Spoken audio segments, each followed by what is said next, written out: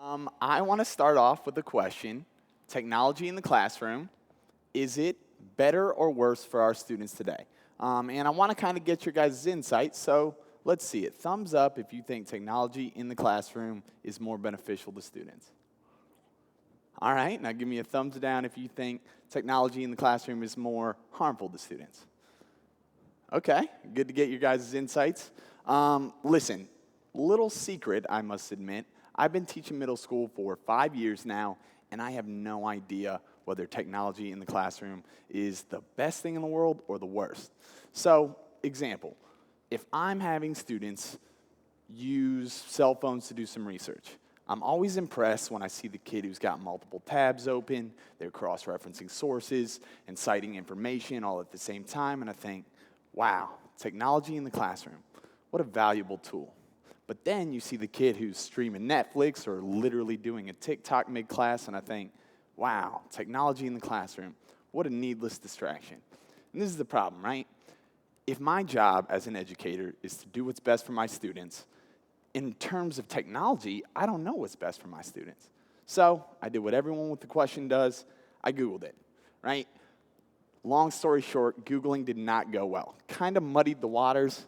Turns out, if you Google technology in education, you're going to find hundreds of articles that can convincingly argue both sides from every angle. So, admittedly, no help there. But the key takeaway is this topic's debatable, right? And if it's debatable, despite the countless and knowable elements and missing pieces to the puzzle, there are 3 things that we know to be true about technology in regards to our students. Number 1, we know that technology can be dangerous, right? Schools face things like cyberbullying. It can bring problems out of the classroom into the classroom, whether it be academic dishonesty, right? Technology can make it easier to cheat. That's true. And recent evidence suggests that technology can even mimic symptoms of addiction, which is concerning for a lot of reasons. But either way, we know that technology is a minefield, and we got to be careful. The second thing we know, technology can be infinitely valuable. It can advance student learning in a way that no teacher or school could ever replicate. It can act as a vast reservoir of information that not only can turn any expert into a layman, or any layman into an expert, but can do so with a few short flips of the thumb, right? So, number 2, we know technology can be infinitely beneficial. So, if you're keeping score at home, we are tied up, it's 1-1. We know technology is good, we know technology is bad, and admittedly, we're no closer to answering our question. But the third point that we know to be true about technology helps clear it up a little bit. Third thing that we know is that technology isn't slowing down. In fact, it's speeding up. It's safe to say that technology isn't a fad like bottle flipping, doesn't have an expiration date, it's not going anywhere. And if that's the case, and you're a student in 2019, you were born sometime after the year 2000. That makes 100% of our student body card-carrying members of Generation Z. Now, Generation Z is most commonly referred to as digital natives.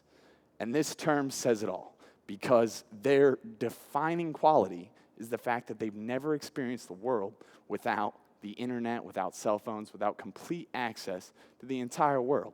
And if that's the case, then that means that to our students, technology is less of a device that they possess and more of an environment that they inhabit, right? So hypothetically, if a school is experiencing cyberbullying issues, let's say, they may decide to ban technology because the problem is clear.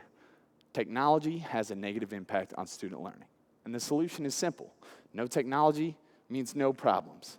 But this solution's only temporary when you consider eventually that bell's going to ring, right? And at that point, students are going to leave the classroom, they're going to open their locker, they're going to take out their phones, and they're going to exit that safety bubble. At that point, students are going to find themselves in a familiar digital environment with the same risks and dangers, but this time maybe inexperienced and underprepared. So, when we re-examine the question, is technology more beneficial or harmful to our students? we realize that it's the wrong question to ask because it doesn't matter if technology is more beneficial or harmful to our students. When we remember two things, number one, as schools and educators, our responsibility is to do what's best for our students, and our students have a device in their pocket that is both infinitely valuable and infinitely dangerous.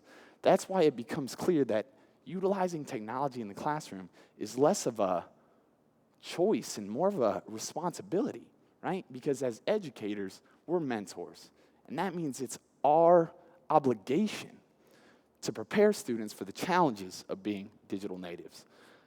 As teachers, we have students practice skills all the time, but navigating digital waters takes practice too.